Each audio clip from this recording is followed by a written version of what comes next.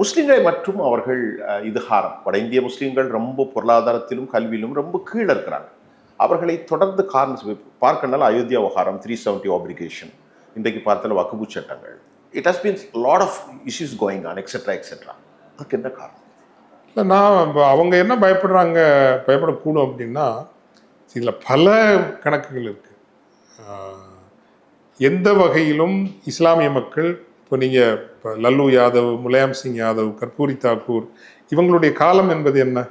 பிற்படுத்தப்பட்ட மக்களும் இஸ்லாமியர்களும் இணைந்து ஒரு அரசியல் அதிகார ஒழுங்கை உருவாக்கிய அது பீகார்ல சக்சஸ்ஃபுல்லா இருந்து ரொம்ப வெற்றிகரமாக. அப்போ என்ன பண்ணுறாங்க, ஓபிசிஸை இவங்க மதவாதப்படுத்துகிறாங்க. அவங்களுக்கு என்ன சொல்கிறாங்க, நீங்கள் முஸ்லீம்ஸ் இல்லாமலேயே நீங்களும் அதிகாரத்துக்குள்ளே வரலாம், அதிகாரத்திலிருந்து இஸ்லாமியர்களை தனிமைப்படுத்த வேண்டும், அவங்க தொழில் செய்தோ வணிகம் செய்தோ கல்வியிலோ அவங்க முன்னாடி வரக்கூடாது. நான் அடிப்படையில் அவர்களை ஒரு அரசியல் இல்லாமைக்கும் பொருளாதார இல்லாமைக்கும் சமூக இல்லாமைக்கும் உள்ளாக்க வேண்டும் என்கின்ற அந்த ஆர்எஸ்எஸ்னுடைய பெரும் திட்டத்தினுடைய ஒரு வெளிப்பாடு தான் வக்ஃபா இருக்கலாம். ஏன்னா வக்ஃபுங்கிறது, சொத்துங்கிறது பெரிய பலம்.